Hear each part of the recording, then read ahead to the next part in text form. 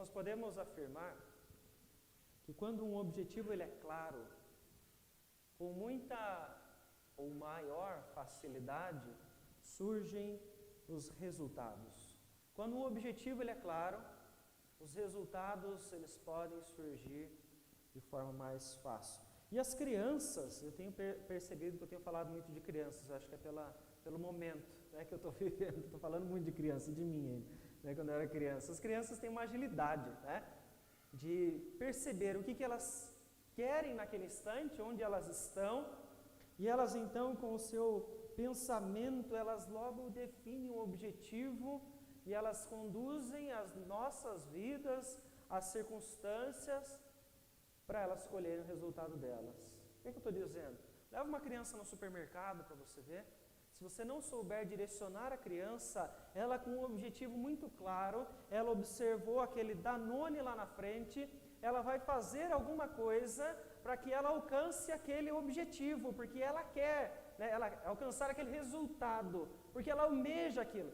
Por mais que pareça algo simples, nós podemos dizer que as crianças elas vivem isso, né?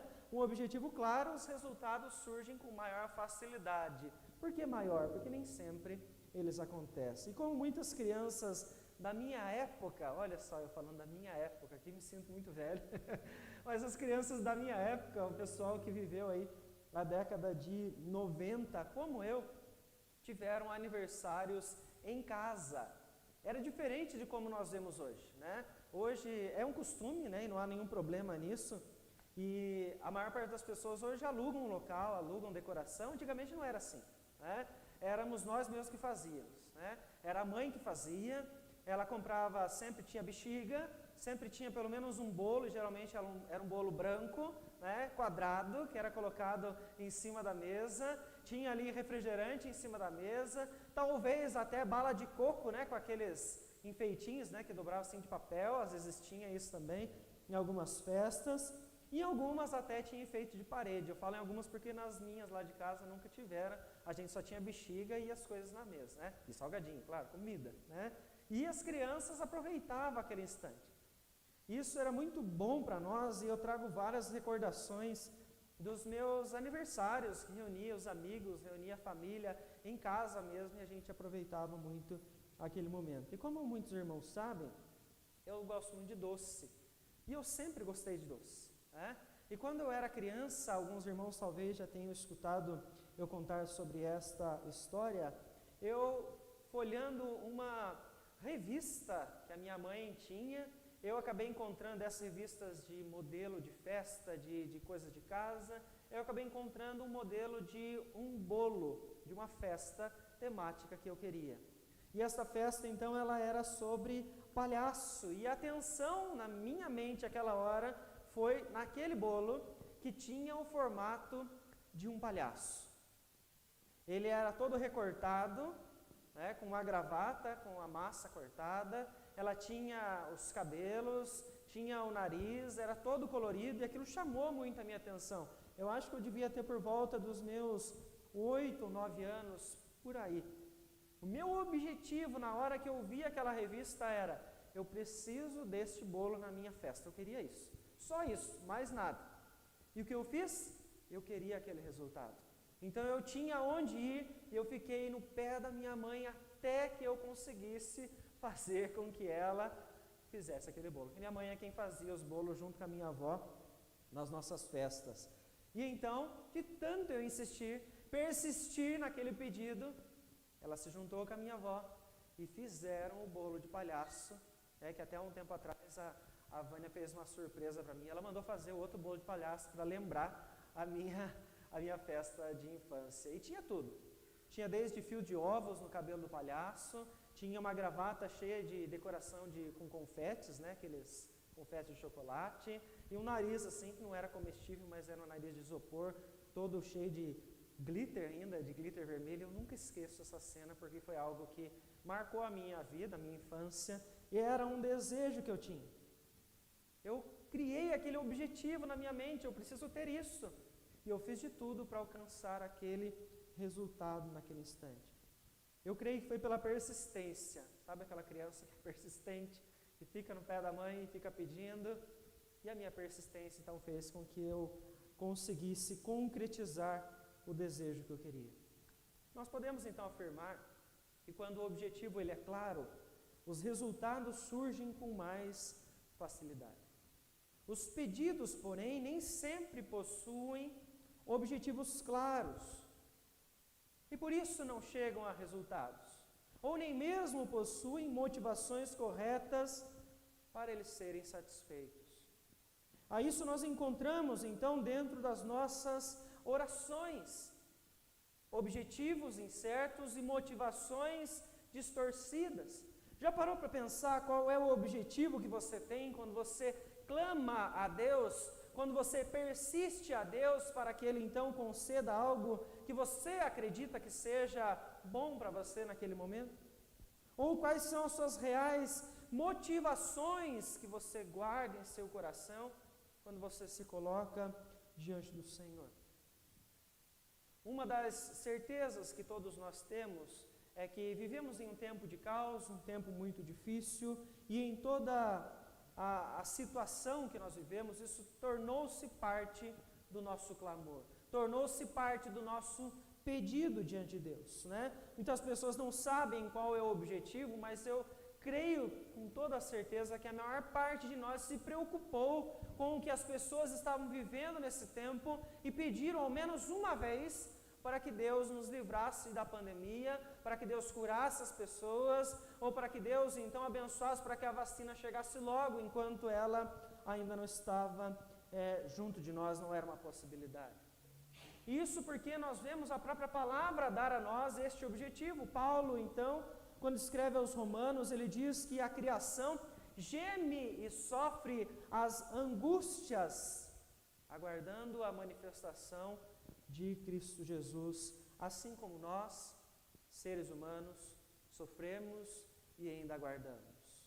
Há então este sofrimento, há esta dificuldade em todos os momentos. Então, ao longo deste mês, que nós estamos refletindo sobre a necessidade e urgência para alguns de iniciar a jornada de oração, nós observamos o quanto muitas pessoas não têm um objetivo claro ou uma motivação correta quando elas se colocam perante Deus nos momentos de oração. Elas não sabiam até aquele instante que na oração elas estavam em encontro pessoal com o próprio Deus, com o próprio Criador, e não aproveitavam então este instante tão importante.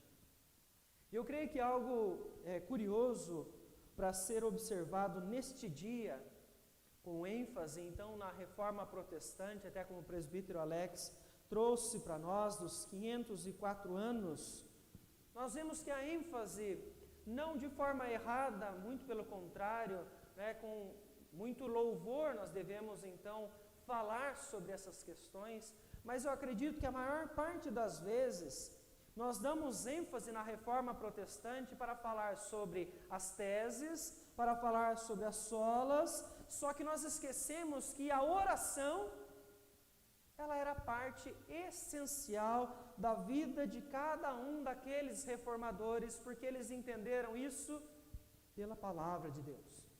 Desde Lutero, Calvino, John Knox, esses homens, eles tinham uma vida de persistente oração diante de Deus. Eles desenvolveram a jornada de oração, porque eles entenderam o quanto isso era precioso para que eles pudessem cumprir o seu ministério diante de Deus. A influência de John Knox era tamanha que a rainha da Inglaterra certa vez chegou a afirmar: temo mais as orações de Knox do que os canhões da Escócia. Ela temia mais pela autoridade, pela persistência, pela postura daquele homem de se colocar diante de Deus. E nós vivemos em uma geração onde muitos ainda precisam resgatar a persistência dessa prática. E nós então podemos usar o lema da reforma para nós pensarmos sobre isso, onde nós sempre dizemos igreja reformada, sempre reformando. Portanto, que seja sempre a reforma em nosso resgate sobre o valor e sobre o poder de uma vida persistente de oração. Por isso nós falaremos hoje sobre a esperança de um clamor. E eu quero convidar a igreja a abrir a palavra do Senhor no livro de Apocalipse, no capítulo de número 8, onde nós faremos a leitura do versículo 1 até o versículo de número 6.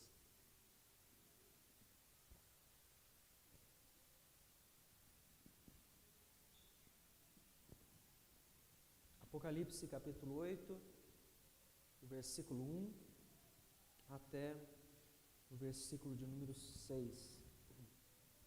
E diz o seguinte, palavra do Senhor. Quando o Cordeiro abriu o 7º selo, houve silêncio no céu, cerca de meia hora. Então, vi os 7 anjos que se acham em pé diante de Deus, e lhes foram dadas 7 trombetas. Veio outro anjo e ficou de pé junto ao altar, com um incensário de ouro, e foi-lhe dado muito incenso para oferecê-lo com as orações de todos os santos sobre o altar de ouro que se acha diante do trono. E da mão do anjo subiu à presença de Deus a fumaça do incenso com as orações dos santos. E o anjo tomou o incensário, encheu-o do fogo do altar e o atirou à terra. E houve trovões, vozes, relâmpagos e terremoto. Então os 7 anjos que tinham as 7 trombetas prepararam-se para tocar. Vamos orar mais uma vez? Querido Deus, em nome de Jesus, que nos colocamos perante Ti, ó Pai, Tua palavra que acabou de ser lida novamente, clamando ao Senhor, ó Pai, pela ação do Teu Espírito sobre nós nesse instante. Nós dependemos de Ti para compreendermos, ó Deus, todas as verdades espirituais e elas serem assim aplicadas nos nossos corações, ó Pai. Peço em nome de Jesus que Teu Espírito Santo ilumine as nossas mentes, nos dando a total compreensão, ó Pai, da Tua palavra nesta noite, ó Pai. Que o Senhor transforme as nossas vidas, como nós cantamos aqui, ó Deus, que o Senhor gere um avivamento em nós, povo do Senhor que está aqui reunido para Te adorar, ó Deus, que isso seja através da verdade do Senhor, ó Pai. É no nome de Jesus, ó Pai, que nós oramos e desde já nós agradecemos ao Senhor. Amém, Senhor Deus. Irmãos, nós podemos ver então, ao longo de todo o texto do Apocalipse, que um clamor, ele está presente. Você observa em vários momentos esta expressão e esta postura por parte dos santos para com Deus. Mas o escrito então por João, que nós vemos nesta revelação, ele traz em seu interior uma grande esperança, diferente do que muitas pessoas compreendem, que este livro ele é então aterrorizante, que ele é assustador. O livro do Apocalipse ele vai trazer então esperança para nós. Mas diferente do que muitos também entendem, o livro do Apocalipse, ele não deve ser visto como algo então cronológico. Você não necessariamente precisa ler o primeiro capítulo do livro de Apocalipse e entender então que as coisas então vão acontecer na ordem cronológica, que depois do que aconteceu as questões com as igrejas da Ásia, então nós vamos ter a visão do trono de Deus, depois nós vamos ter então os selos abertos, depois nós vamos ter as trombetas sendo tocadas. Eu não creio necessariamente então que o livro do Apocalipse você entenda ele de forma cronológica, tá? Que ele comece então no capítulo 1 e nós vamos até o último capítulo de ordem que os fatores vão acontecendo. O que eu creio? Que ele acontece de forma cíclica, que existem 7 ciclos da mesma história sendo contadas por João. De que forma? Você observa um exemplo do capítulo 1 até o capítulo de número 4, você vê então uma história sendo contada. A história então sobre o Cordeiro, a história sobre Cristo, até então a consumação dos séculos. E esta história, ela vai se repetindo. Ela vai se repetindo então ao longo do livro de várias formas ou com diversos aspectos, trazendo então sempre os elementos que vão nos levar desde a vinda de Cristo, retorno de Cristo, a consumação de todas as coisas. Então, quando você chega até o capítulo de número 4, você observa então que há uma finalização do tema, porque no 5 ele vai começar de novo a falar sobre o Cordeiro e vai trazer então elementos do fim dos tempos. Então, o livro do Apocalipse, ele não necessariamente ele vai ser então cronológico. Como você pega lá o livro de Samuel, que nós estamos estudando às quartas-feiras, ele é cronológico. Está acontecendo uma coisa atrás da outra, né? Nós observamos na quarta-feira, então, que Saul pecou contra Deus. Na sequência, Samuel foi levado à casa de Jessé. Na sequência, Davi foi ungido. Então, é cronológico.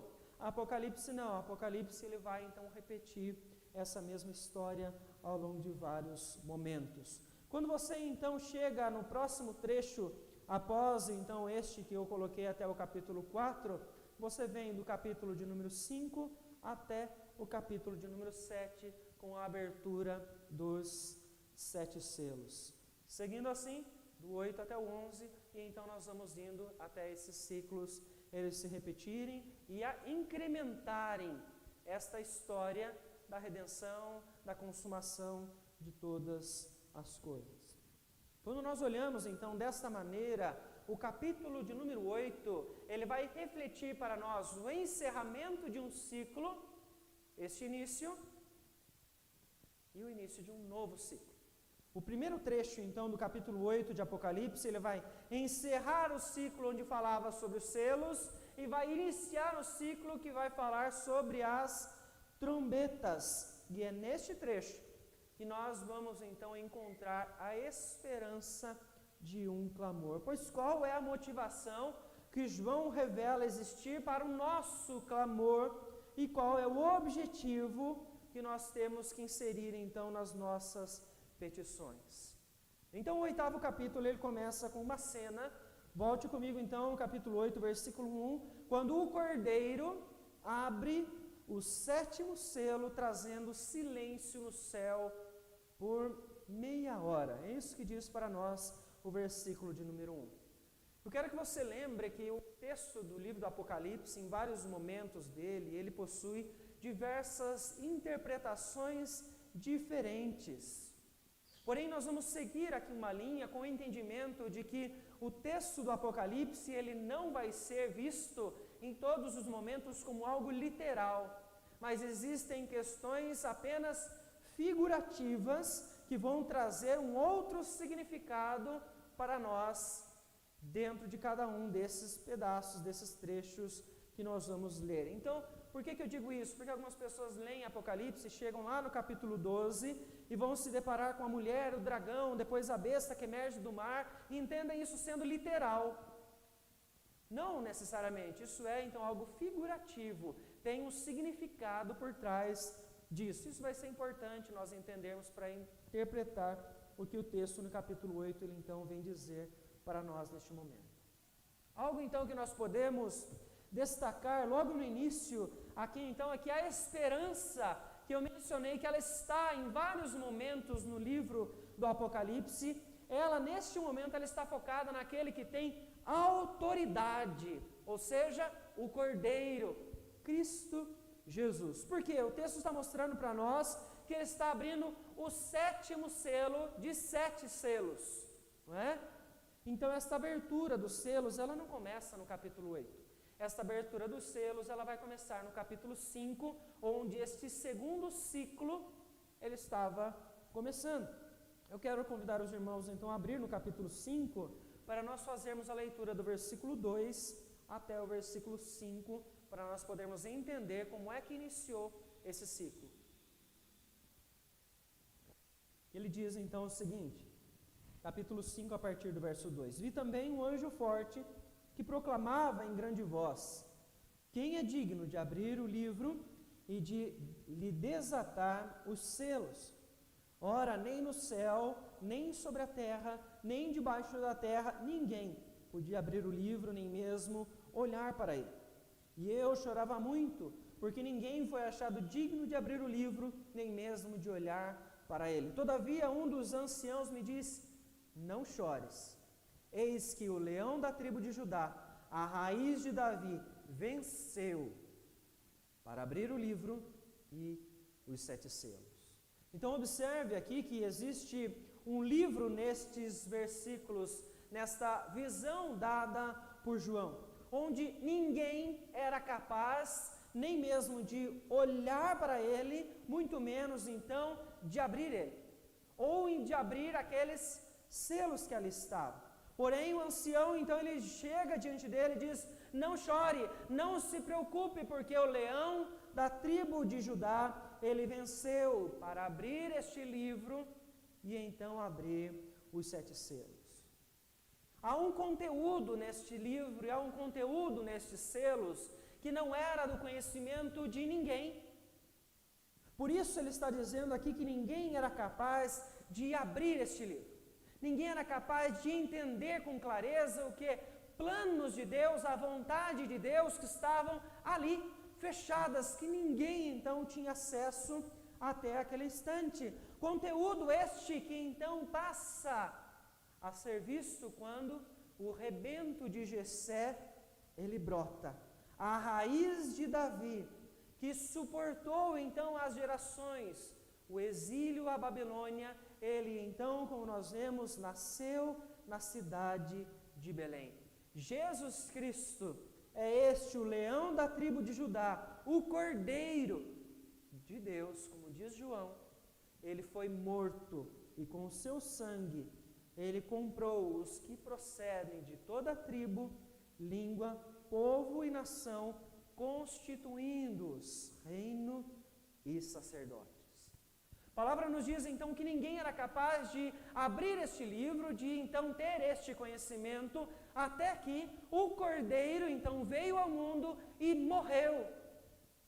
Ele pagou um altíssimo preço para que este livro pudesse ser aberto e para que esses selos começassem então a ser abertos. A esperança de um clamor que nós colocamos diante de Deus, ela tem como causa a autoridade do Cordeiro, o único que é capaz de abrir os selos e revelar o conteúdo deste mistério a todos nós. Sendo então este livro algo cíclico, que ele então vai trazer a mesma história em diferentes aspectos, nós vemos que os selos encerram no capítulo de número 8, no versículo 1, com o início de um outro ciclo. Você pode observar então que o Cordeiro abriu o 7º selo e houve silêncio no céu cerca de meia hora. Para você entender o final do último selo e entrar então neste, o 6º selo ele traz para nós o juízo de Deus. Ele traz o período então do princípio das dores, da grande tribulação. Porém, ele também traz o momento posterior a isso, a visão dos glorificados. E o texto traz para nós, no capítulo 7, no versículo de número 10, que estes clamavam em grande voz, dizendo: ao nosso Deus, que se assenta no trono, e ao Cordeiro pertence a salvação. Então há este encerramento, há este fechamento deste instante, onde eles levantam as suas vozes em grande voz, declarando esta vitória do Cordeiro, e a ele então pertence a salvação. Em paralelo a este final de ciclo, nós temos então o início no versículo 1 do capítulo 8. Há um silêncio no céu durante meia hora. Então veja que paralelo a esta autoridade do Cordeiro, permitindo então aos selos serem abertos naquele instante, culminando ao louvor dos glorificados, nós temos um instante então de silêncio.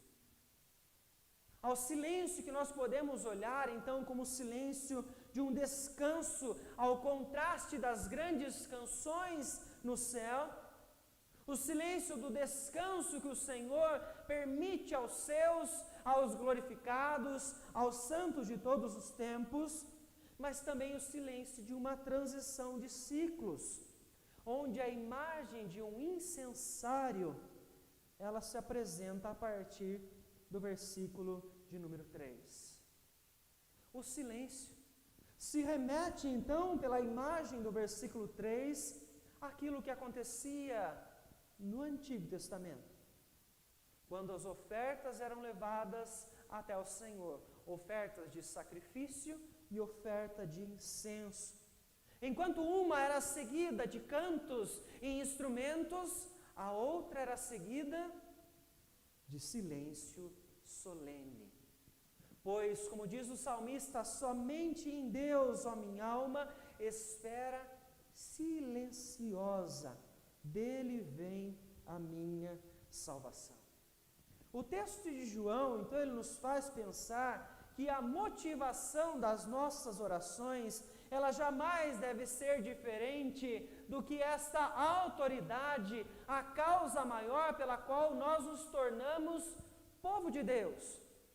Ou seja, a motivação das nossas orações é aquele que tem então a autoridade pelo seu sacrifício de abrir os selos e dar início então ao fim dos tempos.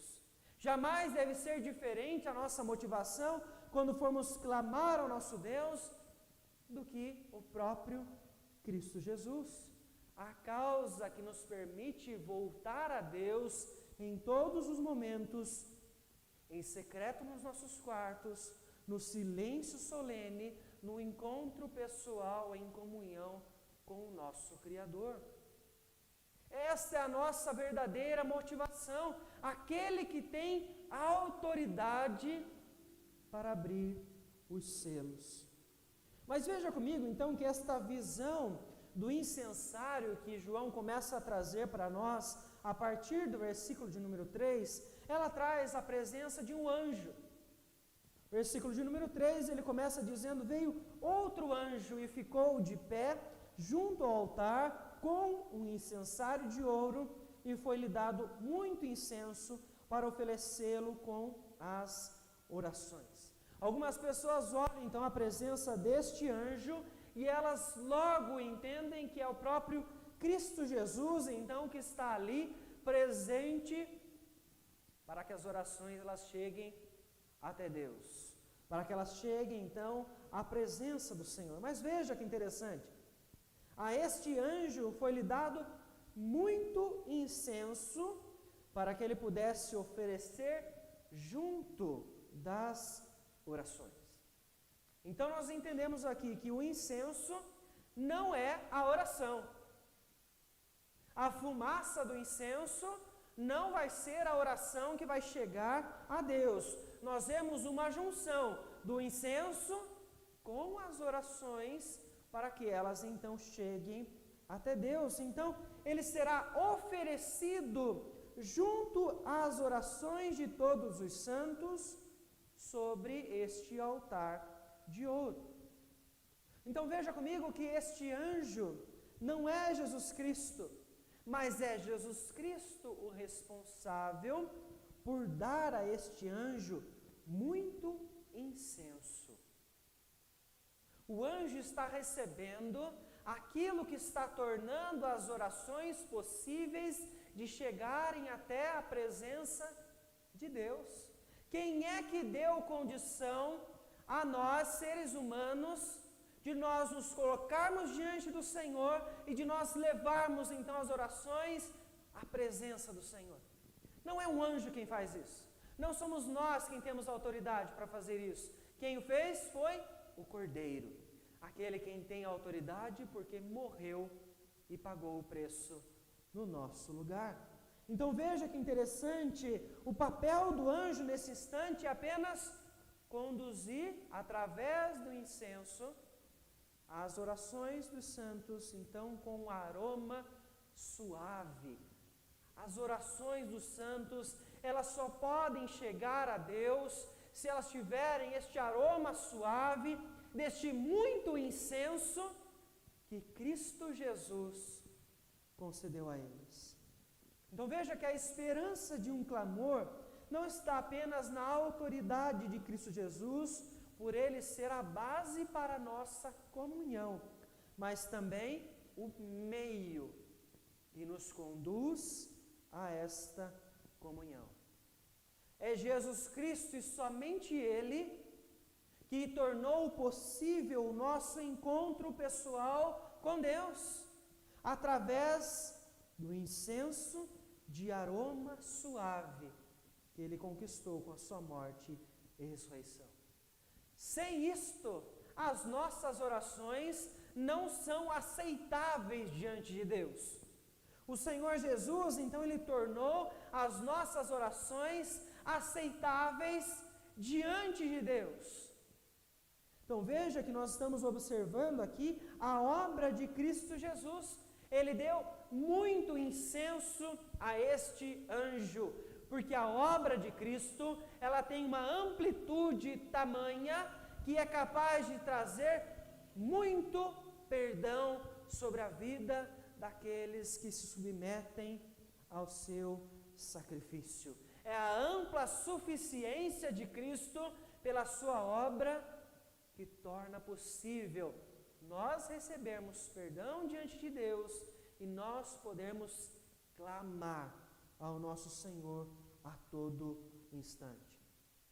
Com isso, então, o texto revela que da mão do anjo, versículo de número 4, subiu a presença de Deus com a fumaça do incenso às orações dos santos.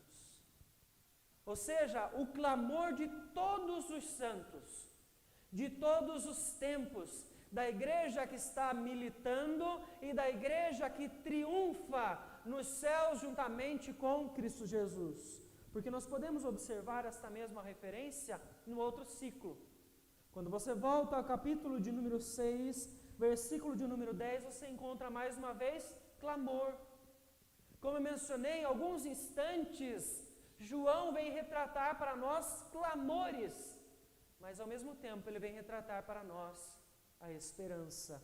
Capítulo 6, versículo 10, então ele diz: clamaram em grande voz, dizendo: até quando, ó grande soberanos, ó soberano Senhor, santo e verdadeiro, não julgas, nem vingas o nosso sangue dos que habitam sobre a terra? Veja, então, há um clamor sendo colocado diante de Deus, e aqui nós estamos falando daqueles que estavam sendo mortos por causa do testemunho que eles sustentavam por Cristo Jesus.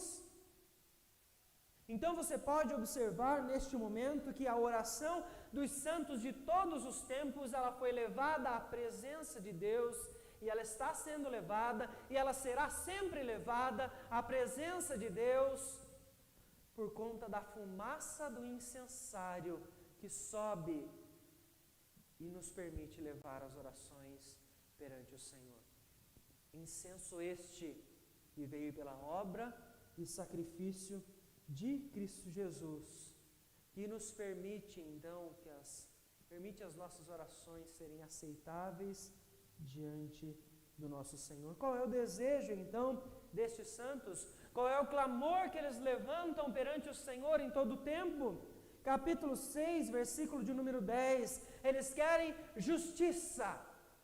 E quando eles clamam por justiça, eles clamam para que o fim chegue o quanto antes, para que o pecado seja então retirado de sobre a criação, seja retirado de sobre nós, para que a consumação dos séculos ela aconteça de uma vez por todas.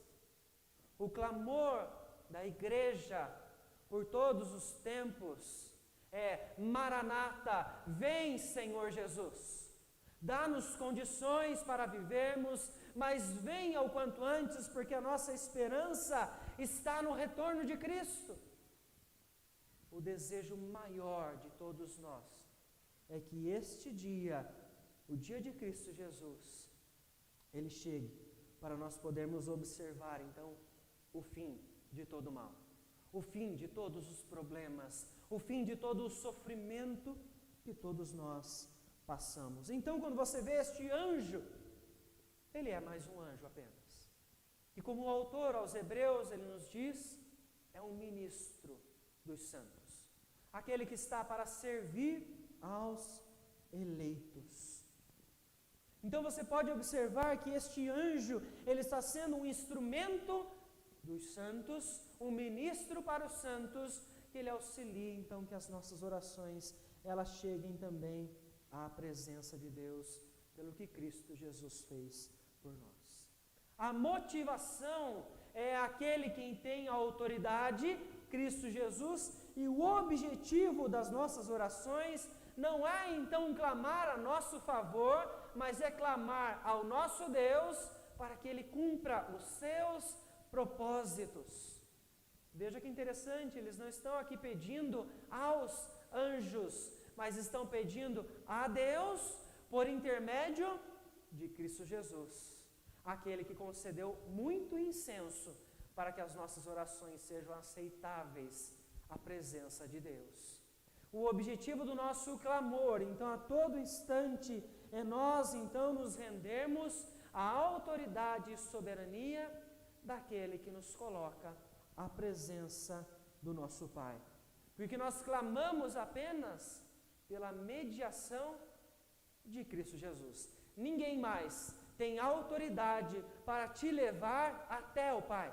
Portanto, não adianta nós clamarmos a qualquer pessoa que seja, por maior autoridade que ela tenha recebido aqui nesta terra. O aroma suave nas suas orações só é possível por meio da obra de Cristo Jesus. Assim, então, a palavra nos ensina que existe apenas um mediador entre Deus e os homens. E este é o Cordeiro, este é Cristo Jesus. Então veja no versículo de número 5 que o anjo tomou o incensário, encheu do fogo do altar e o atirou à terra. É muito comum você encontrar a expressão fogo, até mesmo em canções. Talvez você já tenha cantado ou cante, né? Músicas que você está pedindo que desça fogo do céu. Talvez você já tenha falado sobre isso, né? Tome cuidado, tá? Por quê? Todas as vezes que a palavra usa a expressão fogo, ela está trazendo sentido de juízo. É juízo de Deus que vem sobre a terra. Então, quando as pessoas estão clamando, Senhor, faz descer fogo do céu, cuidado, que Ele pode fazer descer juízo. E olhe para o Antigo Testamento, todas as vezes que Deus fez descer juízo com o fogo literalmente, e no Novo Testamento o fogo de forma figurada. Nós falamos aí de lago de fogo, nós falamos de fogo, né, de várias formas. Não necessariamente isso é literal, mas figurativo do juízo de Deus e do sofrimento que existe quando alguém recebe o juízo de Deus. Então nós temos aqui fogo. O fogo do altar. O anjo tomou o incensário, encheu do fogo do altar e o atirou aonde? Atirou à terra. Então o que é que ele está lançando à terra? Ele está lançando neste momento o fogo do altar. Ele está lançando à terra o juízo de Deus.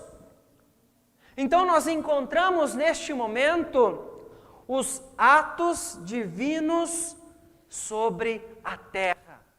Deus está agindo sobre a terra neste momento, seguindo-se então para o tocar das 7 trombetas, encerrando no capítulo de número 11, fechando então mais um ciclo. Capítulo 11, versículo 19, encerra este ciclo que nós abrimos aqui com a leitura no capítulo de número 8. O que nós não atentamos neste momento é que o juízo de Deus, ele está vindo após o clamor dos santos. O juízo de Deus está vindo sobre a terra porque os santos de todos os tempos estão clamando ao Senhor por justiça. Então, quando nós vemos as trombetas sendo tocadas, a partir do versículo de número 7, isso está acontecendo porque os santos pediram a Deus que Ele viesse com justiça sobre a terra. como nós observamos no capítulo de número 6, no versículo de número 10. Veja então que há um cenário de juízo sobre a terra neste momento, no símbolo de trovões, vozes, relâmpagos e terremoto. É o mesmo símbolo da presença de Deus. Quando você observa no Antigo Testamento, quando Moisés sobe então ao monte, parte dessa figura da presença de Deus está lá presente. Só que aqui é mais intenso. Aqui você acrescenta terremotos, aqui você acrescenta vozes, porque aqui não está só a presença de Deus, mas está Deus pesando a mão sobre a terra, sobre aqueles que estão vivendo em pecado, sobre todo o efeito que o pecado está trazendo sobre a criação. É a mesma imagem que você vai encontrar quando o ciclo se encerra. Capítulo de número 16, capítulo 11 antes, versículo de número 19, observe comigo, ele fala no final, aliança no seu santuário, e sobrevieram relâmpagos, vozes, trovões, terremoto e grande saraivada, que é gelo. Veja então como muitas vezes nós não observamos que as figuras de linguagem elas se repetem. Há um ciclo aqui. Você vai observar a mesma figura de linguagem, então sendo dita também no ciclo seguinte, capítulo de número 16, versículo de número 18, mais uma vez, e sobrevieram relâmpagos, vozes e trovões, e ocorreu grande terremoto como nunca igual houve desde que há gente sobre a terra. Veja que é a mesma imagem, é a mesma figura, porque os ciclos se encerram com a consumação dos séculos, com o juízo de Deus, porque os ciclos estão falando sobre isso. Vinda de Cristo, retorno de Cristo e a consumação de todas as coisas. O juízo de Deus virá, e isto é esperança para nós. Não é para trazer desespero para a igreja, mas é para que a igreja descanse no poder soberano de Deus sobre a história. E ele repete o ciclo por quê? Para enfatizar para nós esta esperança com diversos aspectos diferentes, porque nós esquecemos, porque nós não entendemos. Então você lê esse ciclo repetidas vezes e você grava isto cada vez com mais intensidade, e o que martela na sua mente é esperança.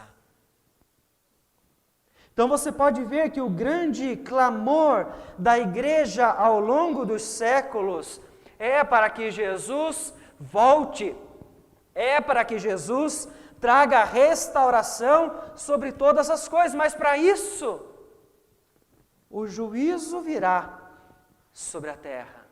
Princípio das dores, Mateus capítulo 24, nós observamos o Senhor Jesus falar sobre isso, e Ele fala lá já sobre guerras, Ele fala já sobre terremotos. Então veja que esta imagem, ela já veio então nos selos antes, e ela está sendo repetida agora nas trombetas, porque você observa que o sexto selo, quando ele foi aberto, ele traz para nós a imagem das questões da criação. Você observa lá então sobre terremotos, sol, lua, estrelas, e isso vai se repetir nas trombetas. Porque você começa a ler as 4 primeiras trombetas, elas trazem para nós questões da natureza. Porque está repetindo a mesma mensagem. Primeira trombeta, capítulo de número 8, versículo de número 7, houve saraiva, ou seja, gelo, geleira e fogo, mistura com sangue, atirados à terra, então queimada a terça parte da terra e das árvores, também toda a erva verde, questão terrestre. Versículo de número 8, ele vem falar sobre a segunda trombeta, que vai atingir então o mar. Terceira trombeta que vai ser então tocada, vai atingir o rio. Quarto anjo que toca a quarta trombeta vai atingir os astros. Questões da natureza. Alguns comentaristas e teólogos, eles fazem uma comparação com estas questões que acontecem aqui, com aquilo que vai acontecer então nas pragas do Egito, pela semelhança que existe entre esta linguagem e os elementos que você encontra aqui e os elementos que você encontra no Antigo Testamento. Qual era o propósito das pragas no Egito? Era mostrar aos egípcios e a toda a terra quem é soberano sobre todas as coisas.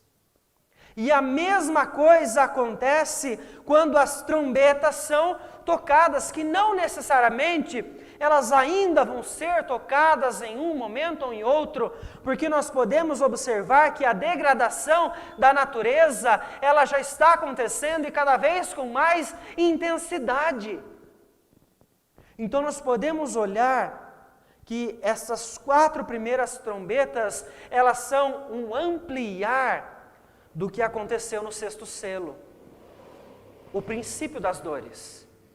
Mateus 24, que o Senhor Jesus já havia dito que iria acontecer: guerras, terremotos e perseguições. Ele está ampliando para nós aquilo que ele já havia dito no capítulo de número 6, no 6º selo. Então ele traz aqui a degradação da natureza, seja de forma que algo dos céus virá, ou até mesmo com a própria ação e degradação do homem. Mas lembre-se comigo, capítulo de número 5 trouxe a morte do Cordeiro e a sua autoridade para abrir os selos, explicando então que os selos foram abertos a partir da morte e ressurreição de Cristo, iniciando então ciclos. E um novo ciclo então com as trombetas, ele se inicia trazendo um alerta sobre o grande juízo. Juízo que é resposta de Deus ao clamor da igreja, ao clamor dos santos de todos os tempos, que estão pedindo que o Senhor Jesus volte e traga a restauração de todas as coisas. Quando você começa a ler então as trombetas, não entenda que isso vai acontecer de forma literal, que o mar então vai se tornar em sangue. Veja que é a mesma questão, uma linguagem para que os leitores então que receberam este escrito pudessem ter como referência algo que o Antigo Testamento já trazia na sua memória. A soberania de Deus que já aconteceu lá no Egito. Então estes são alertas de que o juízo de Deus está chegando. Quando você chega então para as 3 últimas trombetas, a 5ª trombeta, a 6ª trombeta e a 7ª, que só vai ser tocada no capítulo de número 11, elas iniciam no versículo de número 13 com os 3 ais, onde ele diz: ai, ai, ai dos que moram na terra, por causa das restantes vozes da trombeta, dos 3 anjos que ainda têm de tocar, porque as 3 últimas trombetas, elas vêm de forma mais intensa, conforme o texto nos diz, sobre os homens que não têm o selo de Deus sobre eles. Aqueles então que não se arrependeram das obras das suas mãos, aqueles que estão destruindo a terra, ou seja, vai vir de forma mais intensa o agir de Deus sobre os ímpios. A tal forma então que você observa isso inicialmente, capítulo de número 9, versículo de número 4.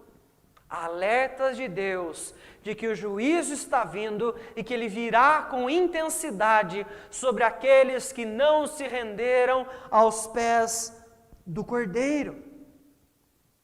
Assim, então, o capítulo de número 8, no trecho que nós fizemos leitura, ele nos mostra que a igreja participa dos atos divinos sobre a terra. Deus está agindo nesta terra porque a igreja está orando, porque a igreja está clamando. Existem momentos onde Deus não age porque a igreja abandonou o seu privilégio de orar.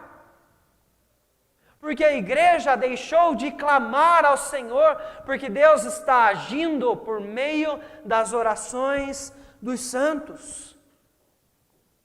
Por isso, nós jamais devemos negligenciar o privilégio daquilo que Cristo Jesus conquistou por nós, quando Ele morreu na cruz, e nem mesmo usar os momentos de oração de forma leviana diante do nosso Deus. Irmãos, quando o objetivo é claro, os resultados surgem com maior facilidade. Seja o desejo de uma criança ou qualquer adulto que volte-se a pedir a Deus, ele precisa saber o porquê e o para que ele está fazendo isso.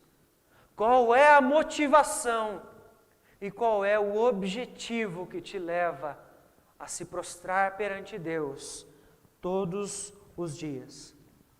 Mas o que nós devemos lembrar é que em nenhum momento devemos deixar de usufruir deste privilégio de se encontrar pessoalmente com o nosso Criador. Porque a esperança dos nossos clamores, ela está na autoridade de Cristo Jesus, que nos fornece o aroma suave para nós chegarmos diante de Deus e para então recebermos a permissão de sermos usados através dos seus planos que Ele tem aqui na terra. Por isso, irmãos, encerrando hoje a nossa série sobre a jornada de oração, clame a Deus, mas clame por meio e unicamente através de Cristo Jesus, confiando sempre na sua obra redentora, porque é através dele que tudo se fez e que tudo se consumará, para que na vida eterna nos céus nós possamos habitar, local onde não haverá pecado algum, sofrimento, morte ou dor. Nós somos então uma igreja reformada, que sempre deve buscar a reforma, a constante reforma na palavra de Deus.